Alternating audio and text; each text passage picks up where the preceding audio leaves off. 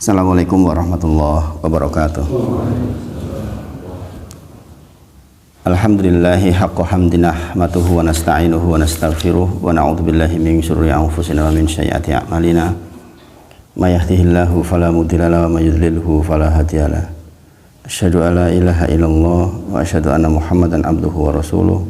Allahumma shalli ala Muhammad wa ala ali Muhammad. Ya ayyuhalladzina amanu taqullaha haqqa tuqatih wa la tamutunna illa wa antum muslimun. Subhanaka la ilma lana illa ma 'allamtana innaka antal alimul hakim. Rabbi shrah li sadri wa yassir li amri wahlul 'uqdatam min lisani yafqahu qawli. Amma ba'd. Kita bersyukur kepada Allah ya atas nikmat yang Allah titipkan kepada kita. Kita benar-benar meminta kepada Allah agar nikmat ini menjadi wasilah agar kita semakin bertakwa kepada Allah. Kita memohon kepada Allah agar setiap apa yang kita upayakan semakin mendekatkan diri kita kepada Allah Subhanahu wa taala, semakin memudahkan jalan kita menuju surganya Allah Subhanahu wa taala. Salawat dan salam kita sampaikan sekali lagi pada junjungan kita Nabi Agung Muhammad sallallahu alaihi wasallam. Kita bermohon pada Allah agar menjadi umatnya yang selalu berada di atas sunnah-sunnahnya, dan kita dimudahkan di dalam pelajari semua risalahnya, sehingga kita akan kembali kepada Allah dalam kondisi kita membawa dan mengamalkan sunnah-sunnah Nabi Muhammad sallallahu alaihi wasallam.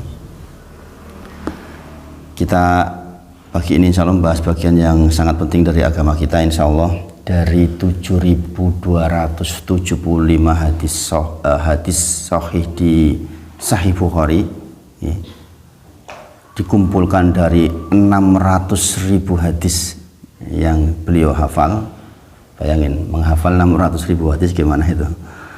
Kemudian yang double-double yang mirip itu dijadikan satu, kemudian yang lebih mirip lagi yang redaksinya hampir sama dijadikan satu lagi, sebenarnya hanya sekitar 4.000-an, tapi yang tertulis di Sahih Bukhari itu sekitar 7.275 hadis. Nah, kita tahu kitab setelah Al-Quran yang paling sahih yang bisa kita ambil sebagai hujah adalah Sahih Bukhari, baru kemudian Sahih Muslim, kemudian Kutubus Sittah yang lain, Ibnu Majah, kemudian Imam Ahmad dan lain sebagainya, yang dikenal dengan istilah Kutubus Sittah.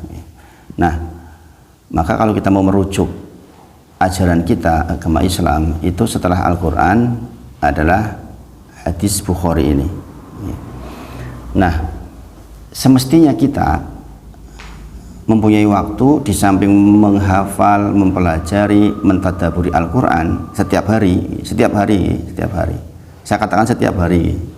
Jadi kalau lewat waktu satu hari kita nggak mentadaburi Al-Quran itu keliru, karena sebagaimana saya ulang-ulangi, alif lam mim dzalikal kitab, inilah kitab la raiba fihi, tidak ada keraguan di dalamnya, hudzal lil muttaqin, petunjuk bagi orang-orang bertakwa. Itu petunjuk kita.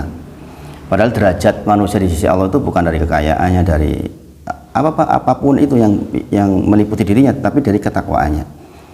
Allah sebutkan inilah kitab, tidak ada keraguan di dalamnya, petunjuk bagi orang bertakwa. Nggak logis kan kalau kita tahu itu petunjuk kok kita nggak buka petunjuknya.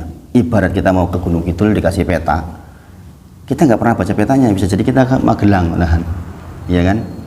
Karena kita nggak baca peta itu. Kebayang nggak? Ini petunjuk, tidak ada keraguan di dalamnya, kok nggak kita baca? Kan nggak logik. Maka jangan heran kadang-kadang justru orang-orang non-muslim yang mempelajari kitab Al-Quran sebagai cara untuk mencari kelemahan kaum muslimin. Ayat-ayat dipotong-potong oleh orang-orang liberal, kan? Apalagi sekarang kan zamannya di mana orang Islam sendiri yang khususnya yang belajar Islamnya ke barat. Belajar Islam kok ke barat ya? Belajar Islam di Amerika, ke orang-orang orientalis yang memang mereka menakjubkan di dalam pelajari Al-Quran. Bayangkan yang membuat urut-urutan hadis itu orang orientalis loh. Yang membuat daftar hadis, misalnya di hadis ini ada kata-kata Allahu, itu yang buat mereka loh, orang-orang orientalis, diurutkan oleh mereka. Bayangin, dalam rangka untuk apa? Mencari kelemahan agama kita. Dan produknya sudah banyak di Indonesia. Kalau jenengan melihat di YouTube itu banyak sekali penyusup liberal yang justru menjatuhkan Islam banget.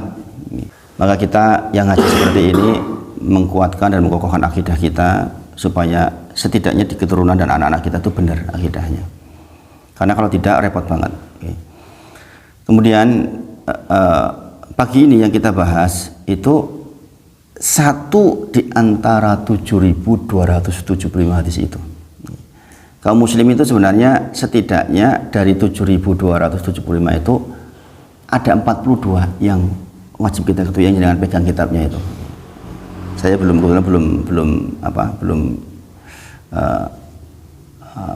mencetak itu, lupa saya. Masih dalam bentuk PDF. Jadi yang kita bahas itu hadis yang keempat insya Allah. Ini hadis yang sangat penting. Kitab paling kecil, kitab hadis paling kecil yang paling mumpuni yang harus dipelajari kaum muslim itu kitab hadis arba'in itu yang jangan pegang itu. Jadi kalau kaum muslimin boro-boro 7.000 ya minimal petang puluh roh iki paham gitu. Jangan sampai yang 42 ini nggak paham gitu. Karena jadi muslim 50 tahun kok nggak paham ini kebangetan, ngopo wae jadi muslim gitu. Ya kan? Makanya kita memulai belajar satu-satu seperti ini, mudah-mudahan bisa memberikan manfaat yang besar buat kita.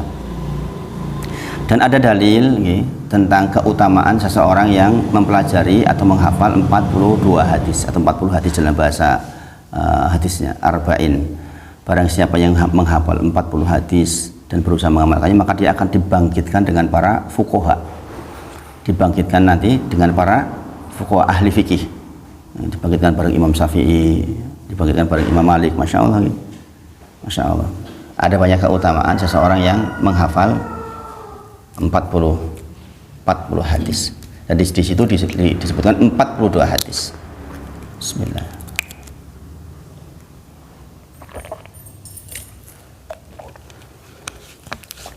Jadi di dalam kitab itu disebutkan 42 hadis. Kita tahu hadis pertama dulu tentang niat, kemudian hadis kedua tentang tingkatan di dalam agama, dan seterusnya, dan di hadis keempat ini terkait dengan takdir. Nah, ini belajar kali ini dengan butuh konsentrasi penuh supaya jangan sampai salah berpikir, salah menganalisa, karena ini memang hadisnya, saya sendiri belajar hadis ini tuh mungkin lebih dari 10 ustadz. Saya mulazamah dengan banyak sekali ustadz khusus untuk hadis ini, dan mempelajari ini tuh butuh waktu lebih dari 1 semester kayaknya dulu itu untuk mempelajari khusus hadis ini tok. Karena pertama dengar hadis ini tuh ilfil, ada rasa nggak nyaman, nggak enak, dan itu hampir semua pelajar. Saya bacakan ya. An Abi Abdurrahman Abdullah ibni Mas'ud radhiyallahu anhu qol, dari sahabat Ibnu Mas'ud radhiyallahu anhu. Kita tahu nggih, sahabat Ibnu Mas'ud itu sahabat utama. Rasulullah bersabda, barang siapa yang ingin membaca Al-Qur'an sebagaimana Al-Qur'an diturunkan dari Allah lewat malaikat Jibril ke saya, ke Rasulullah, bacalah sebagaimana bacaannya Ibnu Mas'ud radhiyallahu anhu. Dahsyat gitu sahabat yang satu ini, dahsyat banget. Bayangkan Rasulullah yang rekomendasikan, kalau kalian ingin membaca Al-Quran sebagaimana Quran turun ke saya, bacalah seperti bacaannya Ibnu Mas'ud radhiyallahu anhu. Maka Allah tunjuk untuk meriwayatkan hadis yang besar ini, hadis yang berat sekali. Qala Rasulullah sallallahu alaihi wasallam wa huwa shadiqul masduq. Jangan perhatikan. Hadis yang seperti ini jarang-jarang. Hadis kok awalnya dikatakan berkata Nabi Muhammad sallallahu alaihi wasallam, sementara beliau Nabi Muhammad sallallahu alaihi wasallam adalah orang yang shadiqul masduq. Shadiq itu artinya apa? Jujur. Masduq itu terpercaya. Bukankah Nabi Muhammad memang terpercaya dan jujur? Gini bagi, tanpa disebutkan pun. Gini bagi, tanpa disebutkan wa huwa shadiqul masduq, memang Nabi Muhammad sallallahu alaihi wasallam sudah shadiqul masduq. Tapi kenapa Ibnu Mas'ud radhiyallahu anhu kok mengatakan di sini wa huwa shadiqul masduq, bahwa hadis ini, perkataan ini dari Nabi Muhammad sallallahu alaihi wasallam, sementara beliau kita sama-sama tahu adalah orang yang shadiqul masduq, orang yang jujur dan terpercaya. Pastilah apa yang ingin disampaikan itu sesuatu yang besar. Pastilah yang disampaikan itu berpotensi dikatakan tidak jujur dan tidak bisa dipercayai. Sangat dipahami. Kenapa kok ditekan gitu? Kan nggak perlu sebenarnya menekan. Nabi Muhammad berkata sudah cukup sebenarnya. Tapi di sini Nabi Muhammad berkata, sementara Nabi Muhammad SAW adalah orang yang jujur dan terpercaya. Artinya yang akan disampaikan itu berpotensi dianggap tidak jujur atau tidak bisa dipercaya, sehingga ditekan dulu di awal. Ini Masya Allah, para sahabat itu kemampuan menganalisanya itu Masya Allah. Ini kebiasaan orang-orang yang sering membaca dengan referensi yang banyak, itu bisa menganalisa dan menyampaikan dengan bahasa-bahasa yang Masya Allah. Beliau itu pembantunya Rasulullah sesungguhnya, karena yang menyediakan air wudhunya Rasulullah, menyiapkan keperluannya Rasulullah itu salah satunya itu Ibnu Mas'ud radhiyallahu anhu. Nanti saya terangkan keutamaan beliau radhiyallahu anhu. Kemudian Rasulullah bersabda, inna, sesungguhnya ahadukum, salah satu di antara kalian, yujma'u khalquhu fi batni ummi, penciptaannya dengan dikumpulkan fi batni ummi, di dalam perut ibu panjenengan, arba'ina yawma nutfah, selama 40 hari dalam bentuk nutfah. Nutfah itu campuran antara sperma dengan ovum, berdiam di dalam perut ibu kita dulu 40 hari. Arba'ina yawma nutfah, 40 hari. Jadi sperma ketemu ovum, dia berdiam diri di dalam fi batni ummi, dalam rahim ibu kita selama 40 hari. Kemudian tsumma yakunu alaqah mislu dzalik, kemudian dalam bentuk alaqah, yaitu segumpal darah yang masih basah, yang masih bisa nempel, bahasanya gitu kalau diartikan. Alaqah itu segumpal darah yang basah, yang nempel. Mislu dzalik, semisal itu, maksudnya 40 hari pula gitu maksudnya. Mislu dzalik berarti lamanya semisal arba'ina yauman, selama 40 hari. Kemudian summa yakunu mudghah mislu dzalik, kemudian selama 40 hari pula dalam bentuk mudghah. Mudghah itu segumpal daging. Jadi prosesnya dari sperma berkumpul dengan ovum, kemudian menjadi alaqah, segumpal darah, kemudian menjadi mudghah, yaitu segumpal daging. Bayangkan kalau zaman sekarang ini disampaikan, mungkin orang, oh iya, ilmu kedokteran udah sampai, ya enggak? Zaman dulu, kebayang enggak? Makanya katakan wa huwa shadiqul masduq, ini disampaikan tuh benar, yang menyampaikan orang jujur, orang yang terpercaya. Menyampaikan begini, kalau ilmu kedokteran belum sampai, enggak logik kan? Oh masa sih? Kan gitu orang zaman dulu mestinya. Coba dengan hidup 1400, jangan 1400, 100 tahun yang lalu aja, mungkin dengar kayak gini, mungkin masa iya gitu. Ya kan? Kemudian summa yursalu ilaihil malak, ketika sudah umur 120 hari, 40, berarti 120 hari alias 4 bulan. Maka ketika sudah 4 bulan di dalam fi batni ummi, di dalam rahim ibu kita, summa yursalu ilaihil malak, Allah kirimkan kepada segumpal daging itu malaikat. Fayanfuhu fihi ruh, kemudian ditiupkan kepadanya roh. Berarti ketika umur 120 hari itu sudah berkumpul antara roh dengan jasad, sudah dikatakan sebagai manusia. Maka kalau orang keguguran di umur itu diperlakukan sama, tetap dikafani, disolati, sebagaimana orang meninggal pada umumnya. Kemudian wa yu'maru bi arba'i kalimah, kemudian ditetapkan kepadanya 4 hal, 4 ketetapan. Bikajbi rizkihi, dituliskan kepada yang barusan ditiupkan roh itu rizkihi, rizkinya.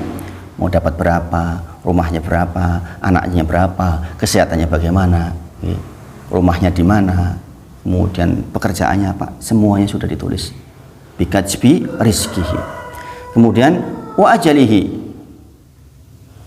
kapan dia meninggal, dengan cara apa dia meninggal, umur berapa dia meninggal, bersama siapa ketika dia meninggal, itu sudah ditulis lengkap.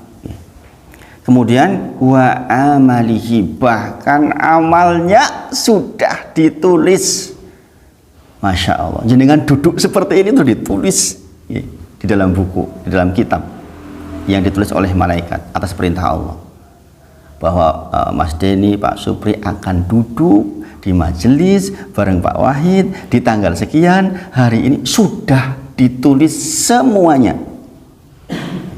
Kemudian wasyaqiyun aw sa'idun, akan menjadi orang yang sengsara atau bahagia, maksudnya akan masuk neraka atau surga, sudah ditulis. Jenengan semua sudah ditulis akan masuk surga atau neraka, sudah ditulis. Kemudian sampai di titik ini jenengan kebayang nggak pertanyaan yang muncul di pikiran saya dulu ketika saya belajar ini? Langsung, hah? Wis ditulis KB, pertanyaan saya sama dengan pertanyaan sahabat. Ya terus mau bawa dewe beramal. Ya enggak? Kenapa kita enggak bersandar dengan kitab itu saja? Mau ditulis KB, neraka surga bisa rampung kok. Ya kan? Ini kalau enggak hati-hati belajarnya ini bisa jadi masalah, bisa jadi stressing. Ada teman saya jadi setengah gila gara-gara mempelajari hadis ini enggak selesai. Bingung dia, gimana ini gitu. Akhirnya dia jadi orang yang diem, masih nggak mau ngapa-ngapain. Kemudian di tengah-tengah disampaikan fawallahi alladzi la ilaha ghairuh, demi Allah yang tidak ada zat yang berhak disembah kecuali Dia. Ini kalimat tauhid tentu saja. Nah, berikutnya ini ada dua pendapat. Ini perkataan Ibnu Mas'ud sendiri atau perkataan Rasulullah. Tetapi saya melihat redaksi lain bahwa ini semisal dengan perkataan Rasulullah yang lain. Bahasanya begini, inna ahadakum, sungguh salah satu di antara kalian, la ya'malu bi amali ahlil jannah, akan beramal dengan amalan-amalan ahli sorga. Sholat rajin, ke masjid rajin, sedekah rajin, ke istri baik, ke anak baik, ke tetangga baik, puasa lengkap, sholat tahajud, pokoknya semua amalan-amalan yang menuju kepada surganya Allah. Hatta ma yakunu bainahu wa bainaha, sampai jarak antara orang itu yang rajin itu dengan surga illa diro, hanya sejarak sehasta ini. Jaraknya hanya tinggal ke surga itu tinggal cerung gitu. Saking dekatnya, saking baiknya orang ini. Sampai di sini akan dipahami ya, bisa diikuti ya. Kemudian fayasbiqu alaihil kitab, tapi dia terdahului oleh kitab. Maksudnya terdahului, tertulis di kitab bahwa dia penduduk neraka jahanam. Maka kemudian fayamalu bi amali ahlin nar fayadkhuluha, maka kemudian dia di akhir hidupnya dia beramal dengan amalan ahli neraka dan masuk ke neraka jahanam. Bayangin, ngeri nggak itu? Ada orang sepanjang hidupnya baik, rapi sholatnya, puasanya rapi, sedekah, berbuat baik, pokoknya dohirnya kelihatan amal soleh, sehingga orang-orang mengatakan, oh penduduk surga dia, orang soleh. Tapi fayasbiqu alaihil kitab, orang ini terdahulu di dalam kitab bahwa dia penduduk neraka jahanam, dan dia akhirnya melaksanakan di akhir masanya perbuatan ahli neraka, fayadkhuluha, dan dia masuk neraka jahanam. Mengerikan enggak? Maka kita yang sudah rajin jangan pernah klaim belum berhenti sebelum ajal menjemput. Maka Imam Ahmad rahimahullah menyampaikan ba'du, belum ketika dikira sudah mau meninggal. Sama anaknya dikatakan waktu siuman lagi, ayah kenapa kau mengatakan ba'du? Belum. Iya, tadi iblis datang ke saya mengatakan, wahai Ahmad, kau telah lolos dari godaan saya. Kalau dia mengatakan, oh iya, sombong dia. Kata dia, ba'du belum. Sebelum ajal datang ke kita, kemudian kita meninggal, itu belum selesai. Justru iblis itu saat sakaratul maut itu luar biasa perjuangannya. Nanti saya bahas mengapa bisa begitu. Kemudian, wa inna ahadakum, dan sungguh satu di antara kalian, layak malu bi amali ahlin nar, beramal dengan amalannya penduduk neraka, mabuk, zina, rataunya masjid, sholat jarang-jarang, wis pokoknya elek-elek dikonsumsi sama dia semua. Hatta mayakunu bainahu wa bainaha ila diro, sampai jarak dia dengan neraka ila diro, saking eleknya tinggal nyemplung ke neraka. Fayasbiqu alaihil kitab, tapi dia terdahului oleh kitab bahwa dia adalah penduduk surganya Allah. Fayamalu bi amali ahlil jannah, maka di akhir masa hidupnya tiba-tiba dia beramal dengan amalan ahli surga, fayadkhuluha, dan dia masuk ke surga. Selesai hadisnya. Kalau itu ditinggal pergi jangan mesti stres. Ini gimana ini? Ini apa nggih? Membuat orang putus asa kalau belajarnya nggak benar ini. Wis rajin apa wae jebule iso mlebu neraka jahanam ya. Sebaliknya sing elek-elek terus kok iso mlebu surga. Salah satu jamaah bertanya, "Ustadz, kalau kayak gitu enak yo." Yang kedua itu, "Bu, saya milih yang itu saja." Benar ada yang nanya kayak gitu. Sayangnya kita nggak bisa milih. Kita nggak bisa milih.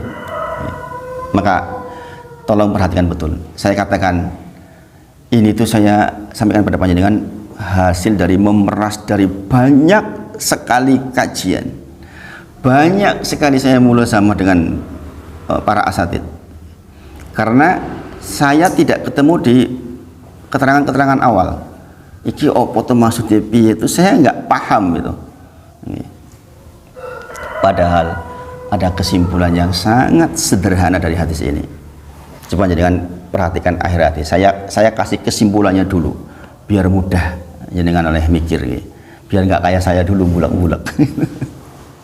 Coba perhatikan, salah satu di antara kalian akan beramal dengan amalan ahli surga, terus kemudian sehingga jarak panjenengan dengan surga ila diro, tinggal nyemplung saja ke surga. Tiba-tiba jenengan di akhir masa karena terdahului oleh kitab bahwa jenengan penduduk neraka jahanam, naudzubillah, maka kemudian di akhir masa berbuat buruk dan masuk ke neraka jahanam. Sebaliknya, ada orang yang berbuat elek terus kemudian dia terdahului oleh kita bahwa dia penduduk surga, maka kemudian dia berbuat dengan perbuatan ahli surga dan masuk ke surga. Jangan perhatikan betul ini. Kesimpulannya sebenarnya di situ. Seseorang ketika ingin masuk surga, ternyata wong sing elek kudu tetap berbuat baik dulu untuk ke surga. Ya apa ya? Gini Bang nggih. Sebaliknya, wong sing api-api nek akhire kok elek tetep mlebu neraka. Artinya perbuatan baik itu membawa ke surga, perbuatan jelek itu membawa neraka. Itu kesimpulannya sebenarnya. Sesederhana itu sebenarnya. Bahwa bahkan yang elek-elek pun kalau ingin masuk surga ya harus berbuat baik dulu di akhir masa. Makanya kita melihatnya gini, jangan kemudian jadi malas. Kita mikirnya wong lagi sing rajin sholat wae, yang rajin ke masjid, rajin sedekah saja belum tentu berakhir baik, opo meneh sing elek-elek. Harusnya kan begitu. Karena yang elek-elek ini kalau ingin masuk surga tetap akhirnya harus baik. Wong sing apik-apik terus belum tentu berakhir baik kok. Saya meneh sing elek-elek, walaupun pasti ada kasus 1-2 yang seperti itu. Nah, pertanyaannya sekarang, mengapa kok bisa terjadi seperti ini? Para ulama sudah membahas. Orang yang golongan pertama tadi, orang yang berbuat baik itu adalah perbuatan lahiriahnya. Terlihat baik. Pertanyaannya, hatinya? Dia sholat untuk siapa? Dia berbuat baik dalam rangka apa? Dia bersedekah dalam rangka apa? Itu hatinya yang akan dibongkar oleh Allah. Makanya dikatakan dalam satu hadis, innallaha la yanduru ila suwarikum. Allah tuh enggak melihat bentuk kita, lahir kita. Yang dilihat adalah kulubikum, hati kita. Makanya ibadah itu selalu ada ibadah lahir dan batin. Lahirnya harus betul sesuai dengan tuntunan Nabi Muhammad SAW. Tata cara takbirnya, tata cara bacanya, baca Al-Fatihahnya harus sesuai dengan Nabi Muhammad SAW. Tapi hati kita juga harus ikhlas karena Allah. Kita tahu nih, dua syarat diterimanya amal apa? Ikhlas karena Allah dan sesuai dengan Nabi Muhammad SAW. Sementara banyak orang dibahas itu di sini saja nih. Oh, kayak melu kegiatan apa kayak orang sesuai dengan Nabi Muhammad. Iya, satu itu keliru tentu saja. Ibadah-ibadah yang tidak ada tuntunannya jelas keliru. Nggak akan diterima oleh Allah karena nggak sesuai dengan Nabi Muhammad SAW. Ada orang komplain, sholat subuh 4 rakaat. Kemudian sama seorang tabi'in ditanya, kemungkinan engkau akan masuk neraka jahanam dengan cara seperti itu. Saya masuk neraka jahanam karena saya sholat, wahai fulan. Bayangin pertanyaannya, apakah saya masuk neraka jahanam gara-gara saya sholat? Bukan karena sholatnya, tapi karena engkau menyelisihi Nabi Muhammad SAW. Rasulullah perintahkan sholat subuh 2 rakaat karena merasa sehat 4 rakaat. Masuk nerakanya bukan karena sholatnya, tapi karena menyelisihi Nabi Muhammad SAW. Asasi dikir kayak gini, dikirkan baik. Ucapan la ilaha illallah, masa iya gara-gara itu saya masuk neraka jahanam? Pernah nggak dengar seperti itu? Masa sih ibadah apik ngene iki kok berbuat baik kok masuk neraka jahanam? Masuk neraka jahanamnya bukan karena kalimat la ilaha illallahnya. Kalimat la ilaha illallah kalimat tauhid, kalimat yang sempurna, yang bobotnya melebihi bumi dan segala isinya. Tetapi menerapkan kalimat la ilaha illallah dengan cara yang keliru sebagaimana tidak dicontohkan Nabi Muhammad SAW, itu yang jadi masalah. Karena apa? Menyelisihi Nabi Muhammad SAW. Coba logik nggak kan? Logik betul. Orang ini bertanya, apakah saya dimasukkan neraka jahanam oleh Allah gara-gara saya sholat? Bukan gara-gara sholat, karena engkau menyelisihi perintah Nabi Muhammad SAW. Sekarang hati kita, ketika kita sholat, itu karena Allah bukan sih? Saya itu karena mencari ridho Allah bukan sih? Kan itu. Jangan nolongin orang, nyolongin janda nih yang bapak-bapak. Dalam rangka apa nih? Ada janda muda cantik nolongin. Nolong bener apa ben dienaksir ke kita? Kita bertanya pada diri ini. Kita sedekah dalam jumlah banyak ketika rame-rame. Sedekah jumlah banyak ketika rame-rame. Kita dalam rangka apa? Apakah karena ingin menjadi yang paling banyak sedekahnya atau bukan? Ya kan? Maka orang-orang yang tidak jujur karena Allah akan dibongkar di akhirnya nanti. Ketika menjelang meninggal, dia akan dibongkar sebagaimana isi hati aslinya. Maka dia akan menjadi orang-orang yang mengamalkan amalan penduduk neraka jahanam. Na'udzubillah. Secara dohir orang melihat orang soleh, orang baik, sholatnya rapi, belum tentu. Karena apa? Batin kita. Maka kita nanti di usul salasa belajar tentang anwaul ibadah minggu berikutnya insya Allah, tentang 15 ibadah hati. Ada perasaan takut kita kepada Allah, ada perasaan kita tawakal kepada Allah, itu ibadah hati. Kan nggak kelihatan. Orang tahu apa kita tawakal atau tidak? Kan nggak tahu. Kita sholat sedang berserah diri kepada Allah atau tidak? Emang tahu? Kan nggak tahu. Maka kalau orang-orang yang niatnya bukan karena Allah akan dibongkar. Sehingga secara tuhir mungkin dia beribadah kepada Allah, sesungguhnya batinnya sedang menyembah kepada yang lain, menyembah kepada pujian, menyembah kepada manusia yang berharap dia pujian darinya. Banyak yang seperti itu, na'udzubillah. Kita berbuat baik karena misalnya kita punya istri, mertua kita datang, dia api-api bojone itu apa wae, padahal kalau mertuanya nggak datang dikeplai. Ketok itu. Ya enggak? Jadi kita berbuat baik itu karena apa? Itu wajib kita tanyakan kepada hati kita. Karena mengharap ridho Allah atau tidak. Karena kalau enggak, bahaya nanti dibongkar oleh Allah di akhir masa. Sebaliknya yang berbuat jelek-jelek itu, mungkin janjane hatine, ya Allah aku tuh jane yoga koyo ngene iki, aku yo mau beristighfar, saya maunya tuh kembali kepada Engkau ya Allah. Di hatinya jujur seperti itu mungkin. Ini kisah nyata di PKU Gamping dulu. Ketika ada salah seorang yang sakit, kemudian besuk ke sana, tiba-tiba ada kecelakaan di Jalan Godean. Pemuda, masih muda, rambutnya merah-merah, tatoan gitu. Kemudian dia masuk ke UGD, dimasukkanlah ke ruangan yang sama dengan teman ini. Ini orang, ya pemuda ini, tiap kali siuman itu mintanya wudhu, minta diantar ke tempat sholat. Pokoknya saya mau sholat duduk nggak apa-apa, pokoknya mau sholat. 3 hari berturut-turut setiap datang waktu sholat dia minta diantar wudhu, minta sholat. Ini orang ini nih. Padahal rambutnya merah-merah, tatoan. Hari ketiga meninggal. Bayangin, ini orang ditutup dengan amalan baik. Makanya kita dulu pernah belajar innamal a'malu binniyat. Amal itu bergantung kepada niatnya. Ada satu hadis yang lain, innamal a'malu bil khawatim. Amal itu bergantung kepada akhirnya. Akhirnya kita beramal apa, itu yang akan membuat kita ke surga atau neraka. Maka kita sering minta Allahumma inna nas'aluka husnal khotimah. Maksudnya sebelum meninggal kita dalam kondisi berbuat amal baik. Maka dari sekarang kita siapkan dengan menghadirkan hati, karena Allah kita melakukan itu semua. Ibadah ini dengan duduk seperti ini benar-benar mengharapkan ridho Allah, mengimani bahwa duduk seperti ini menurut Imam Hasan Al-Basri lebih dari 1000 rakaat sholat malam menurut Imam Hasan Al-Basri rahimahullah ta'ala. Jadi enggak marfu sampai Rasulullah, tapi sampai ke Hasan Al-Basri, imam besar. Beliau mengatakan seseorang yang duduk di majelis melebihi sholat 1000 rakaat sholat malam. Bukan sholat malam ping sewu piye. Ping 11 delik-delik. Apalagi musim kayak gini. Tadi saya merasakan banget mau bangkit itu, ya Allah, rasanya itu berat banget karena hari kemarin, hari Minggu, hari Sabtu banyak kegiatan sampai sore. Rasanya tuh subhanallah itu berat. Pas saya bilang ke istri itu, aku harap beranjak rasanya abot banget gitu. Ini kelingan jenengan jadi semangat gitu.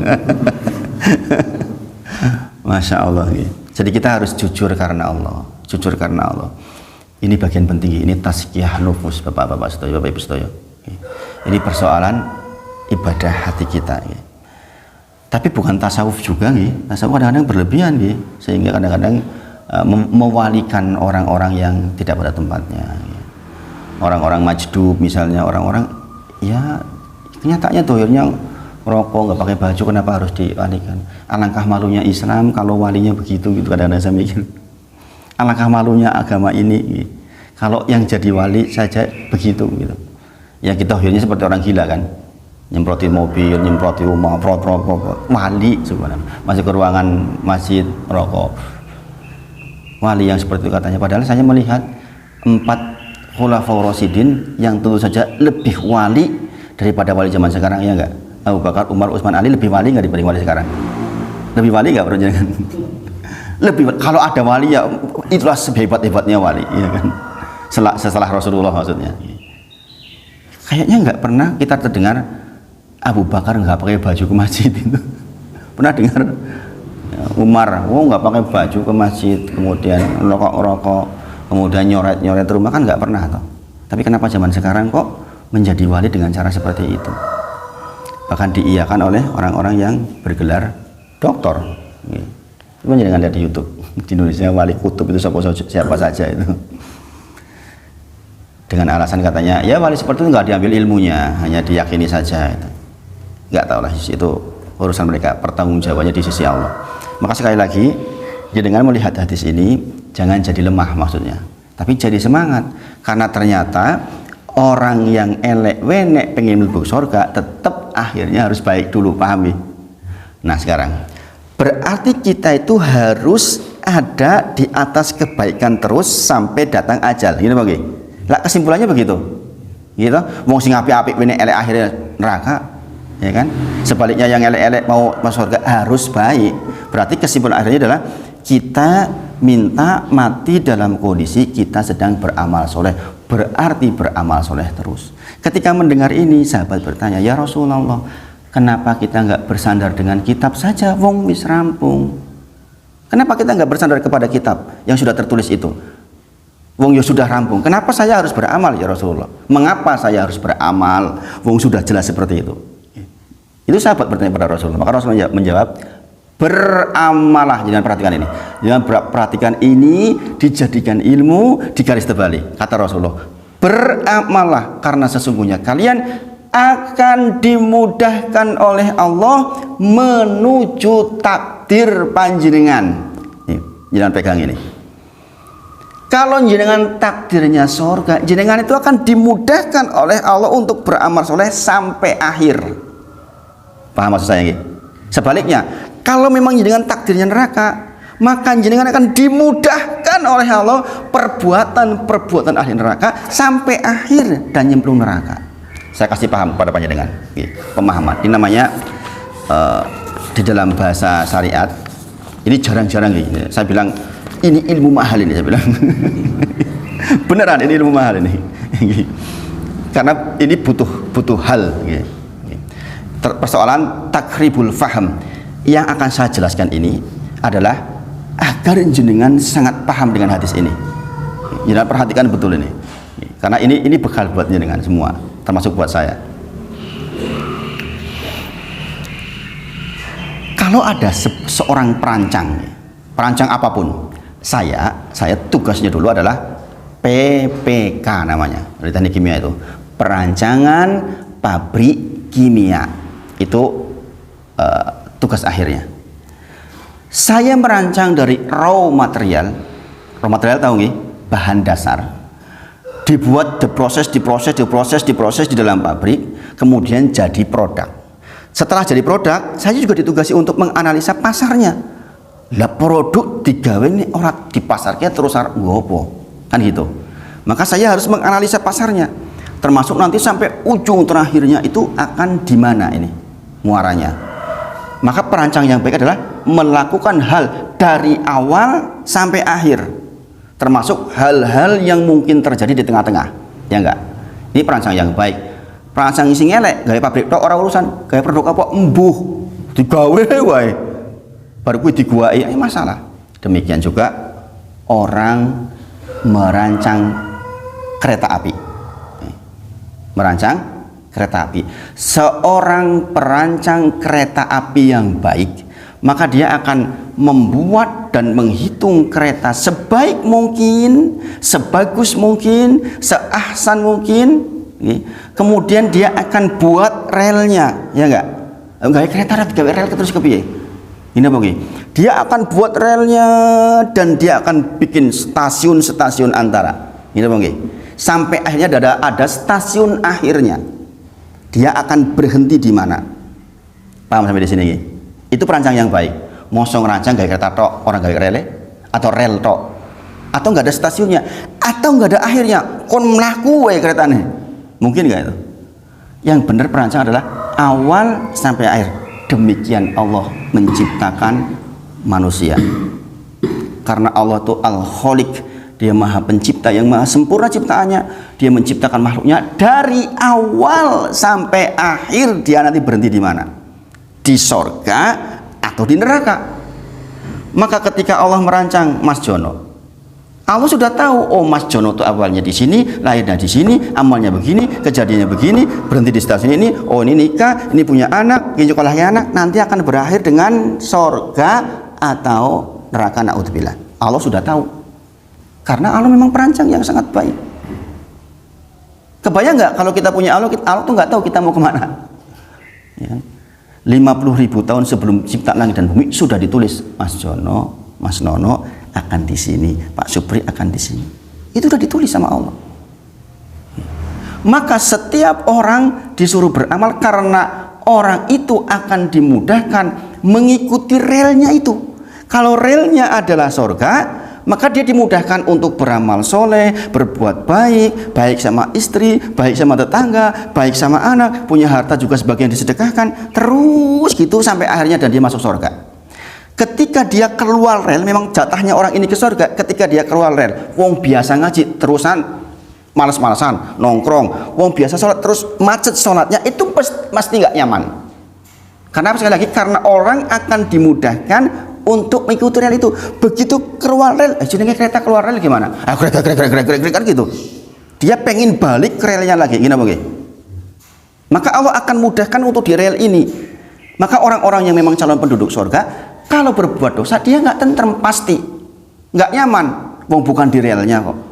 Maka ketika Nawas bin Sam'an radhiyallahu anhu, seorang sahabat bertanya kepada Rasulullah, sa'altu Rasulullah sallallahu alaihi wasallam, saya bertanya kepada Nabi Muhammad sallallahu alaihi wasallam, anil bir wal ism, tentang kebajikan dan dosa. Maka Rasulullah menjawab, dosa itu adalah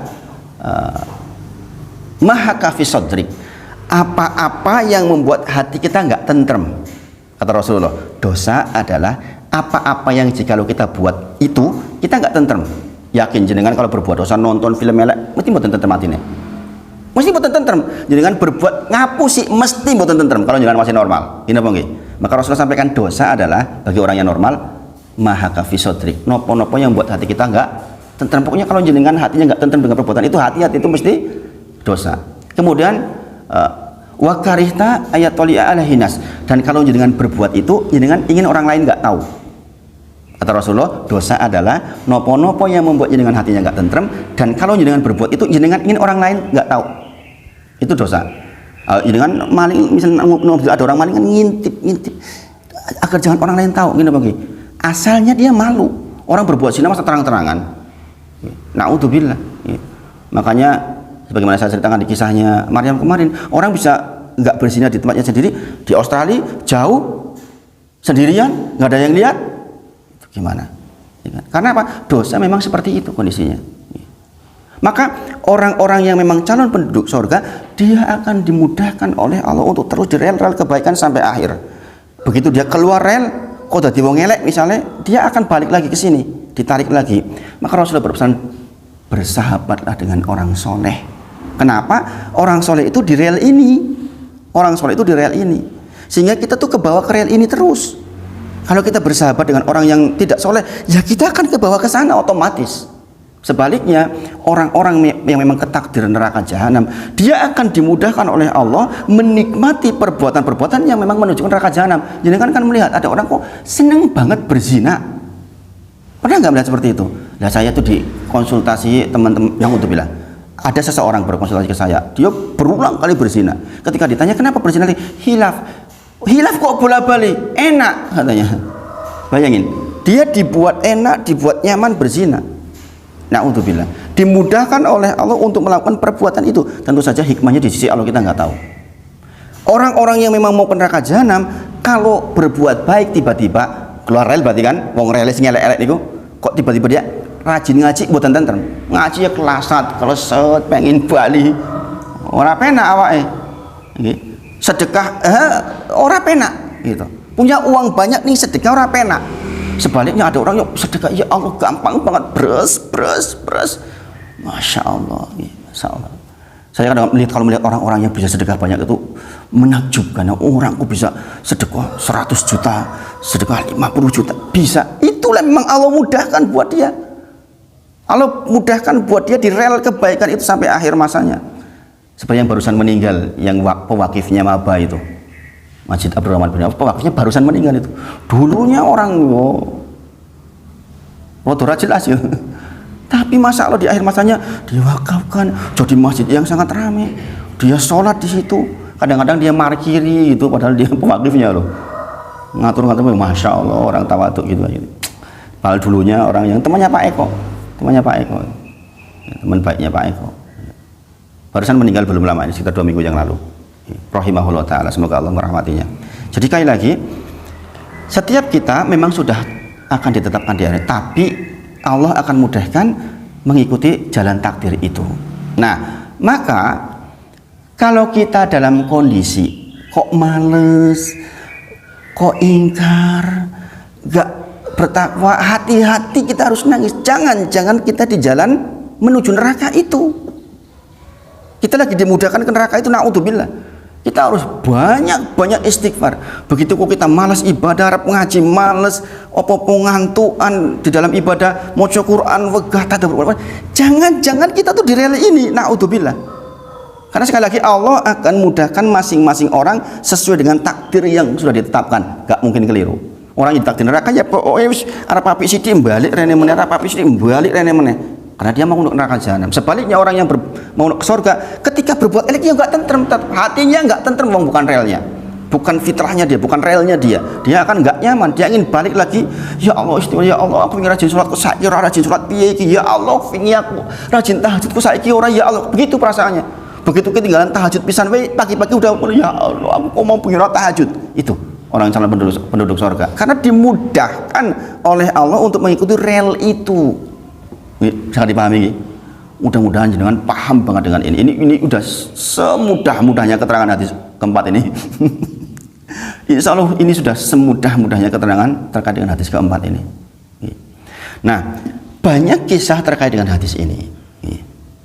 Ada seseorang, dia itu luar biasa di dalam perang, Masya Allah, sampai sahabat mengatakan tidak ada yang lebih bagus penampilannya hari ini dibandingkan si Fulan.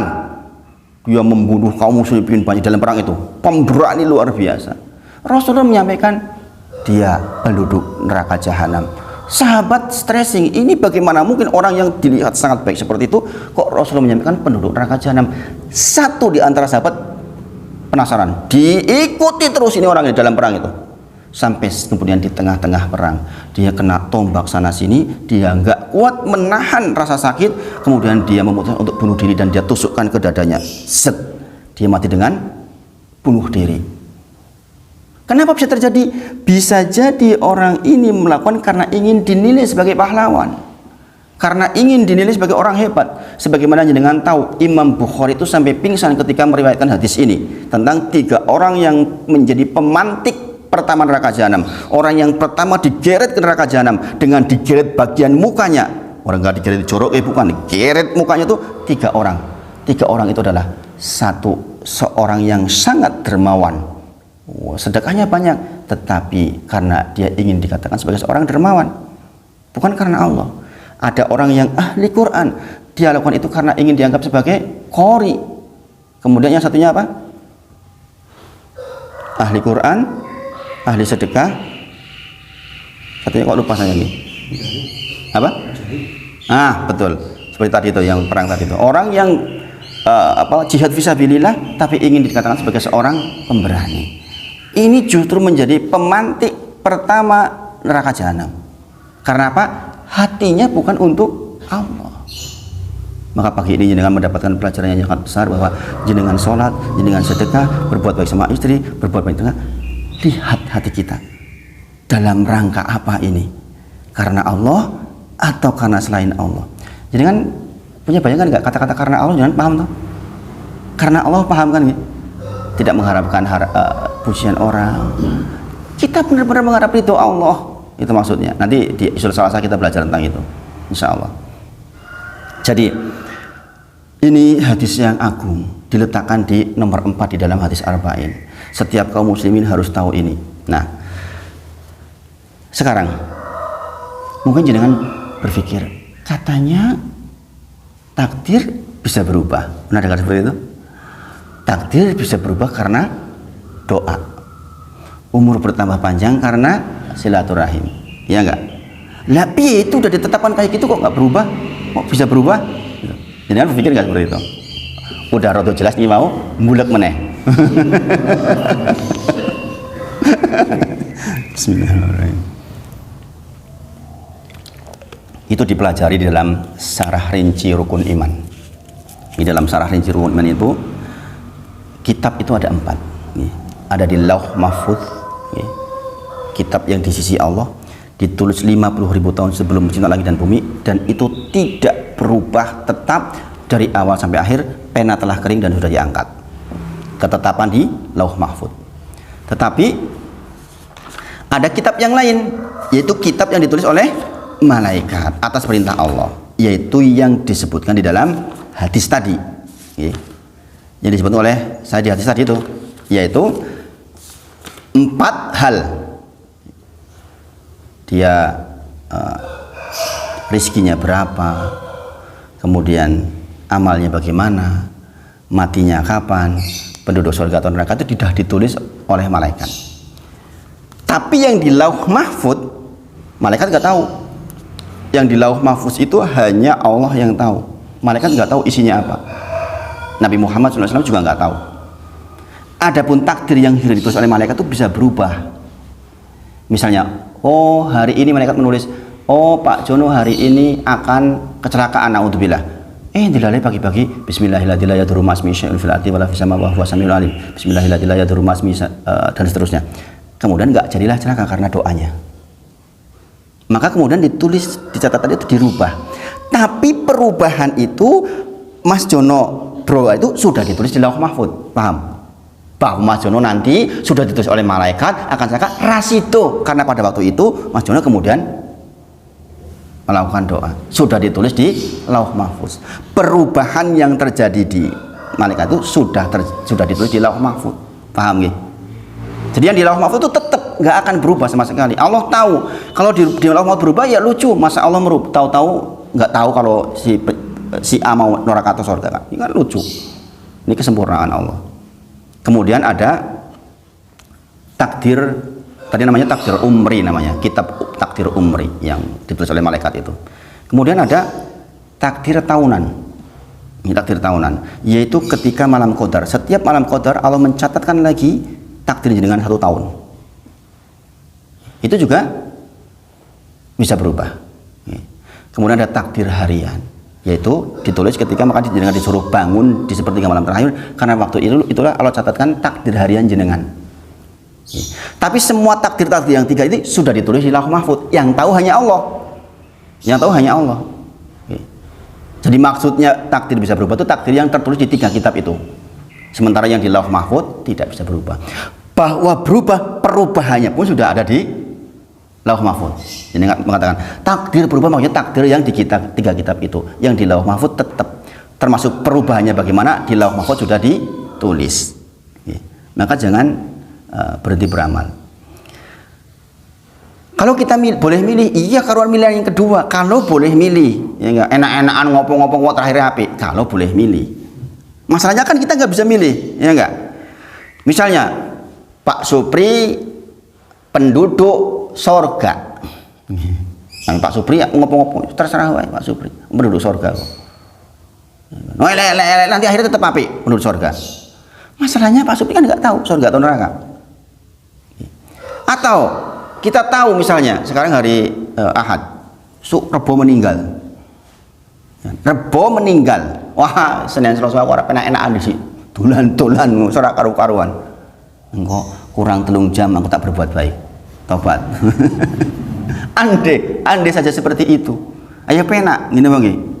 Masalahnya kita nggak seperti itu. Kita tuh nggak diberitahu surga atau neraka, dan kapan kita meninggal nggak diberitahu. Maka kita bisanya hanya terus berbuat amal soleh sampai akhir hidup kita, dan itu yang kita minta kepada Allah. Maksudnya minta husnul khotimah. Itu maksudnya agar kita ditetapkan oleh Allah sampai akhir masa di dalam beramal soleh dan berakhir dengan la ilaha illallah. Itu maksudnya. Nah, jadi sudah paham ya tentang takdir bisa berubah itu maksudnya seperti itu. Jangan nggak usah bingung. Jangan bulat-bulat piye maksudnya iki. Jarene takdir jarene gitu. Ada teman saya yang jadi gara-gara belajar ini gitu. Mudah-mudahan dengan yang saya sampaikan dengan paham toh ya? Paham toh? Paham insyaallah ya. Paham insyaallah ya. Kemudian, nah sekarang kita bahas pelajaran yang bisa kita ambil dari penyampainya, yaitu Ibnu Mas'ud radhiyallahu anhu. Ini contoh orang yang punya amal soleh. Beliau termasuk orang-orang yang awal-awal masuk Islam. Kemudian beliau juga adalah orang yang kali pertama membaca Al-Quran terang-terangan dengan suara keras, kemudian diantemi sampai pingsan. Itu beliau ini, Ibnu Mas'ud radhiyallahu anhu. Zaman sekarang mau maca Quran ora diantemi enggak. Ini loh Ismu Ibnu Mas'ud nih, apa pelajarannya kita ambil? Maca Quran seru ki diantemi nganti pingsan. Ketika siuman bangun, mau dibacakan lagi apa enggak? Diantemi meneh gelem-gelem ora apa, bayangin. Saking inginnya mengeraskan terang-terangan suara Al-Quran. Padahal beliau adalah orang yang jikalau engkau ingin membaca Al-Quran sebagaimana diturunkan, bacalah seperti bacanya Ibnu Mas'ud radhiyallahu anhu, diantemi nganti pingsan nek maca. Kita yang bacaannya bretel ra karuan ra diantemi ra gelem ya, bayangin. Lah kebanggaan mikir. Coba kita lihat sejarah para sahabat ini, kita tuh banyak ngambil pelajaran, malu itu ya Allah. Jadi kalau kita mau menyanyiakan waktu, Ibnu Mas'ud begitu itu loh, ya enggak? Makanya saya ke anak-anak tuh gitu, meskipun belum paham banget anak-anak. Ini saya ceritakan tetap kayak gini. Dulu itu Ibnu Mas'ud tuh kayak gitu loh mau baca Quran gitu. Sekarang kan gadget, amal aja di rumah gadget terus. Akhirnya saya ngalah. Dah pegang HP boleh, tapi kewajiban tetap jalan. Jadi nanti kalau ayah ngomong jangan komplain. Waktunya sholat duha. Lagi libur toh ya.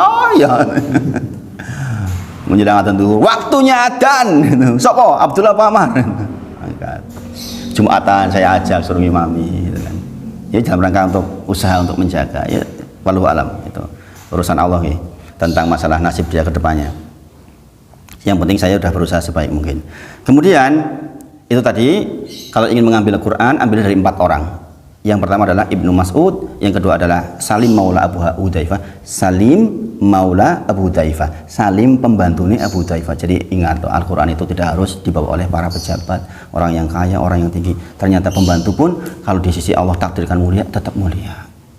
Jadi kalau ada orang yang kebetulan kehidupannya serba kekurangan, jangan khawatir, tetap Al-Quran bisa memuliakan dia. Kemudian Mu'adz ibn Jabal, kita nanti bisa pelajari di lain waktu, dan Ubay bin Ka'ab. Ini 4 orang yang Rasulullah katakan kalau ingin mengambil Al-Quran ambillah dari 4 orang ini. Yang pertama adalah Ibnu Mas'ud radhiyallahu anhu. Kemudian di antara keistimewaan Ibnu Mas'ud radhiyallahu anhu adalah sering kali Rasulullah mengatakan begini. Ini saya kalau dengar ini itu ada ngerentes gitu. Rasulullah menyampaikan, wahai Ibnu Mas'ud, bacakan Quran untukku. Rasulullah yang nyuruh. Maka kemudian Ibnu Mas'ud menjawab, saya membaca Quran untuk engkau ya Rasulullah. Nggak percaya maksudnya. Masa iya saya bacakan Quran untuk panjenengan, bukankah Quran turun untuk kepada panjenengan? Maka Rasulullah menjawab, sungguh saya senang Al-Quran dibacakan oleh orang lain untukku, maka bacalah. Kemudian Ibnu Mas'ud baca Al-Fatihah, Al-Baqarah, Ali Imran, An-Nisa. Kata Rasulullah ketika sudah sampai An-Nisa, hasbuk, cukup. Rasulullah menangis.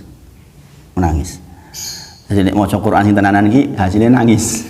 Baca Quran malah orang nangis, ini masalah, berarti kita nggak mentadaburi Al-Quran. Masya Allah.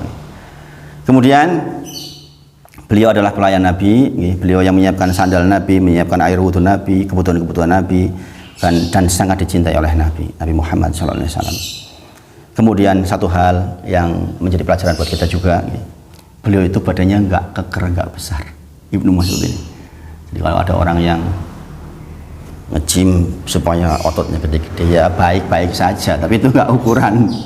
Ibnu Mas'ud jalan bersama para sahabat, kemudian tersingkap sarungnya, set, kelihatan betisnya, cilik banget. Para sahabat mentertawakan, ih jebule betismu cilik banget tuh, gitu kira-kira begitulah. Rasulullah menyampaikan, Ibnu Mas'ud betisnya itu kalau ditimbang sangat berat di sisi Allah. Jangan ditertawakan maksudnya.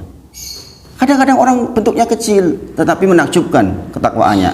Buktinya di dalam perang Badar dialah yang mengeksekusi Abu Jahal laknatullah alaih. Jadi nggak tahu Abu Jahal badannya keker, gede, mantap, kasar, kejem. Sing mateni wong sing betis cilik, Ibnu Mas'ud radhiyallahu anhu. Bayangkan orang zaman dulu bantu Rasulullah, ilmunya tinggi, jihad yo tenanan, masya Allah. Kita disuruh bangun malam tegak aja, ora karu-karuan. Mangane sing akeh sing apik bergizi tapi jebul kon ngadik salat wengi wis gentayangan ora karu-karuan. Ini masalah buat kita. Maksudnya dimudahkan dekat sama orang soleh, ini loh. Kita belajar orang-orang soleh itu kayak gitu itu loh sikapnya. Kita minta agar jadi orang soleh, minta dituntun oleh Allah, dimudahkan dalam rangka menuju ke sana. Setelah dengar kayak gini, masih ada ruang nggak kita main-main di dalam hidup? Enggak seharusnya. Selebihnya kita bertakarub kepada Allah, banyak membaca, banyak mentadaburi Al-Quran, insya Allah. Mudah-mudahan dengan keterangan ini kita diberi oleh Allah ilmu, kita bisa memanfaatkan, mengamalkan ilmu itu, dan Allah pandu kita menjadi orang-orang yang soleh dan berakhir dengan husnul khotimah. Kita tutup dengan kafaratul majelis. Subhanakallahumma wa bihamdika asyhadu an la ilaha illa anta astaghfiruka wa atubu ilaik. Wa akhiru da'wana alhamdulillahirabbil alamin. Assalamualaikum warahmatullahi wabarakatuh. Untuk pelajaran baca kitabnya nanti lain waktu. Nanti kita baca kitab itu.